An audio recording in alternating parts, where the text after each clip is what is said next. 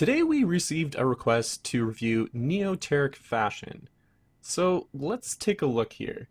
So first off, the basics, yes, you have favicon, which is great. It's your logo there. And you've already removed the Powered by Shopify, so check, check. That's awesome. Now, there, there's a lot of things that need to be done to this website. First of all, it's it seems like you're using the venture theme, but it seems like there's also been custom coding that's been done to it, and it doesn't look like it turned out very well. So, just using Shopify's demo store for the venture theme, typically what it's supposed to look like is this, and you've got the same sort of background going on, same sort of stuff like that, except you have your hero banner right at the top.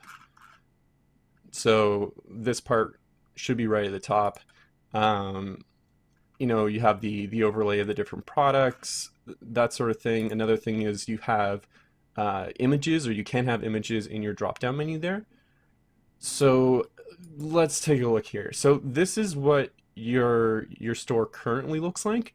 What I did is I used my browser and took out some of the elements that seem new. Like for example, there's the "you are here" uh, post or sentence that's just sitting there both at the top as well as at the bottom of your page. So I did some changes, and let's take a look at what it could look like. Okay, so there you go. So I've done some edits. I mean, this will only be for my browser for this page, and if I refresh, go back or go forward, it will all disappear. But you can see already this looks so much more professional, and it looks so much more like a store. Like you want people to buy things right away. When I go to here, the first thing I see is this giant, white block here, and it's saying that we've got the hijab closed, which is great that you're doing that. Like that seems to be what you're going for, which is awesome, and it's a very good niche market to go for. But this looks just startling, and it just it's not very friendly to a customer's eye.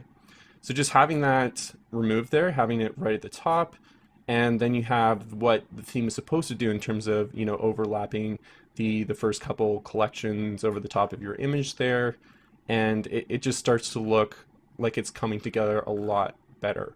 So taking a look at your headers, you do have drop-down menus within them, which is great, but this theme allows you to do so much more than that.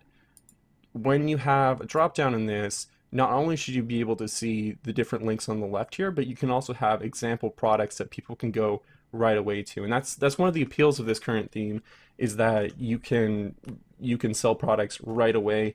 It makes it very appealing to the customer's eye. So I would suggest doing something similar to what you have going on. Um, and that brings me to another point, is that all your products are women's products, which is great. I mean, there's nothing wrong with that at all. But you should, if you're going to go that way, which is a great thing to do, you should try to split this up, because I mean, if it's all going to be women, that doesn't really help the user a lot. So you could split it up into a multiple different drop downs. You don't have to go crazy with it, but just so that you can help narrow things down. So if a customer comes in and they're looking for something specific, they can go to it right away. So taking a look at your collection page, we still have that same sort of custom coding that's going on here, that's creating that separation between where your title should be and this random "you are here" statement. Um, I've also noticed that a lot of your photos are right at the top, and it's like the person's head is getting cut off.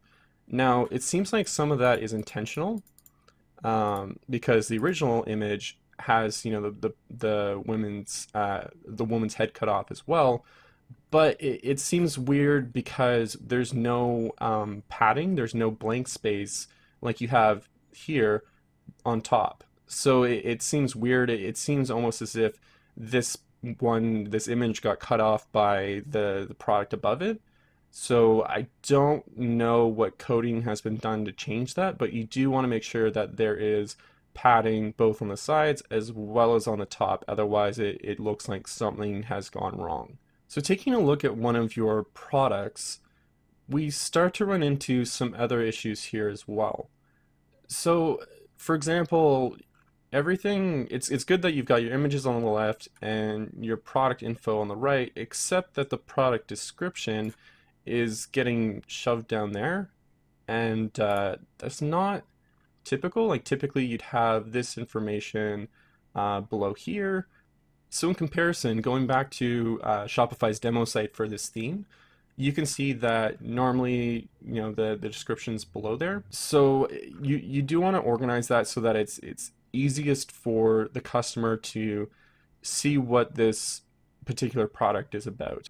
On most of your products, there are a lot of images, and for some reason, it's not starting with the image that you have posted. I would hold off on having so many images. It's great to have a sizing chart there. It's great to have like the model pic, and then maybe something like this to show the side, just a bit of a close up. There doesn't need to be so many images here. At a certain point, it just becomes overwhelming, and it doesn't actually help your product. So going back to your homepage, I did check all these links and they all seem active, which is great. It's great to have those different social media outlets as well as sales channels. So definitely continue to make use of those and make sure that those are very active. I noticed in your footer menu that everything is very compressed. I would recommend putting these links in two separate columns so that it's not so compact.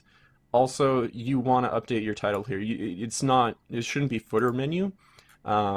It should say something else like, about us or policies or anything like that. And then, separate these different links into the proper places. I also noticed that two of these links are for different collections. You shouldn't have links in your footer to a collection. This is supposed to be, overall information for your entire store. So another thing that I noticed is that if you start to make the windows smaller, your translator, which it's great that you have that because I know you're reaching out to a specific market, um, but it's not playing nicely with everything else. It keeps overlapping with different things. Like people wouldn't be able to really easily search or check out if it was, the image was that size. It starts to cover up your logo. You need to put that in the coding better so that it doesn't do that overlap. So whether it's pinned to the very top right there or somewhere else, it just needs to make sure that it doesn't get in the way of what's actually happening with your actual website. So now let's take a look at the SEO side of your website. So if we take a look at your homepage here, awesome that you've got an image, you've got a name, and you've got a description. However, that being said, you're advertising that it's for men, women, men, and kids. And currently your products are only for women. And I think that's great that you're marketing to specific customer base. But if that's the case, then you need to get rid of the men and the kids from the description because you don't want to try and pull traffic towards your site that isn't for your ideal customer base. So you definitely should update that. And similarly, you need to update your description here.